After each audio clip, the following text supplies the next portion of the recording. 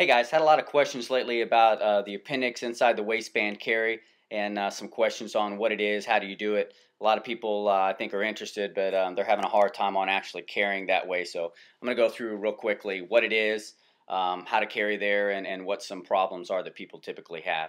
Appendix inside the waistband is going to be carrying at the appendix, 11 o'clock or 1 o'clock typically on the center line here with your handgun, almost always inside the waistband. The why that we would want to carry this way is pretty obvious. One, this is really kind of a no-touch area. If you're carrying at 3 o'clock and back, it could get bumped when somebody puts their arm around you, or they hug you, or they pat you on the back. Those are typical areas where we touch in our culture. This is an area where you're typically not going to be touched. The advantages, obviously, by tools on the center line. One, I can access these, for example, if I'm pushed against a wall like I am now. If I'm in a grappling situation, I'm always able to still access my handgun. The other reason is we're not at the range. This isn't a training class or a competition. If I'm involved in an assault, I still am able to have my hands on the center line to protect myself and quickly still access the handgun, instead of having to literally start a fight with one hand behind my back, right? We're in a fight, I'm getting punched. I don't want to be digging back here and lifting my shirt. That just seems like a bad idea to me.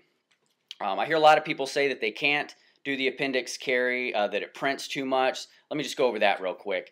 The place that you want to carry your handgun for appendix is, one, if your problem is that it's printing too much, you've probably got a little bit of a gut. I mean, if you've got a huge barrel chest and a flat stomach, you can pretty much carry whatever you want because your shirt's going to have a natural hang to it.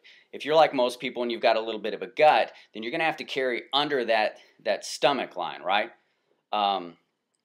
So that typically carries. Even if you have a flat stomach, I'll hike these up so you can see here. Even if you have a flatter stomach and you put something on top of it in a shirt, obviously you're gonna print because it's on top of your shirt, right? It's always gonna print that way. It's just the way the body's built.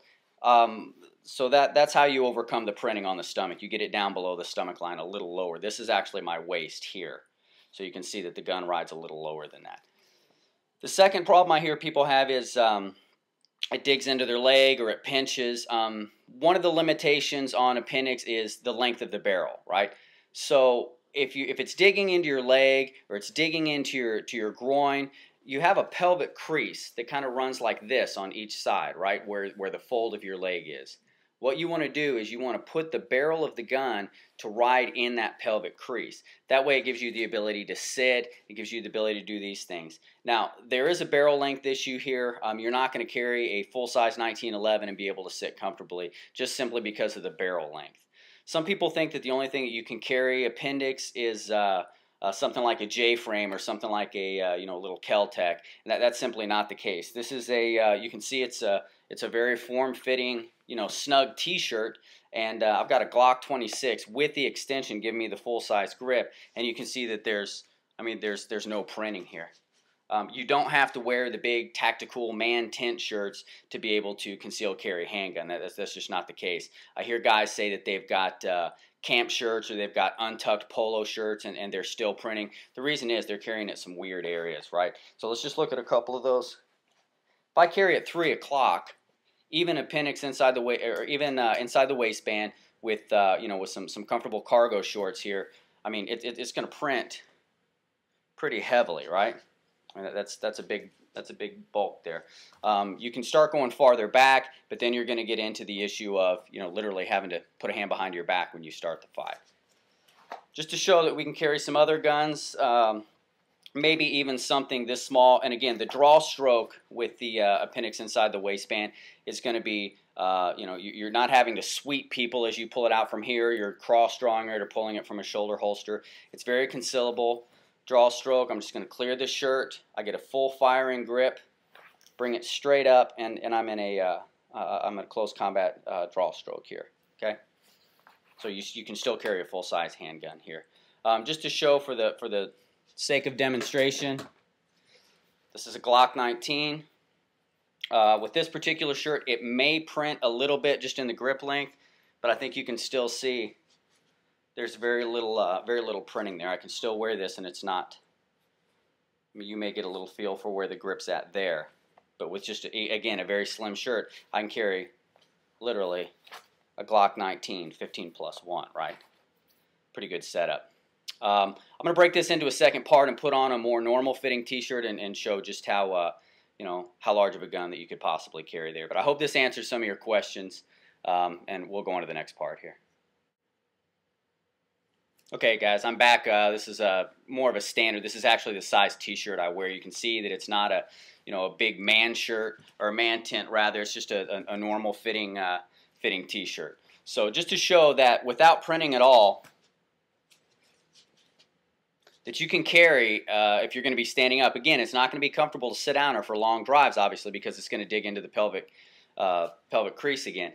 But if you look, just with a normal size t-shirt like this, I'm carrying a full-size 1911, right?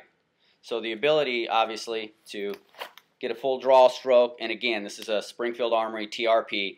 This is a full-size 1911, right? So it is absolutely doable to carry whatever you want, appendix, without wearing some, ridiculous clothing that's going to scream gun, right? That's an entirely different argument. But just to show some other guns that you're able to carry here. A lot of people say that the only thing that you can carry appendix is a little J-frame. That's fine. The J-frame is obviously very comfortable. You can wear this with almost any type of shirt. The grip, again, has to be low underneath the stomach area and along the pelvic crease there. But obviously the J-frame is a great fit here. That's a Ruger LCR. And if you want to get kind of in between on the size, great concealed carry gun here. Again, no printing. It's the Sig Sauer P239, another good concealed carry gun. That's really it. Feel free to post any comments if you have questions about the draw stroke. And again, I hope this helps. It's an outstanding tool. Like any other carry method, it may not work for you. It may not fit your needs. Find the carry method that fits your specific needs, and most importantly, train with it. Get out there and take a force-on-force class. If you haven't taken any type of force-on-force class and really tried out your carry rig, your carry position, your draw stroke, I highly recommend that you do it. Coming across from a martial arts background, I was amazed that gunfighting seems to be the only type of fighting where people think they can do it and don't actually spar and have never tried it out. So get out there, mix it up, and train hard. Hope you enjoyed the video.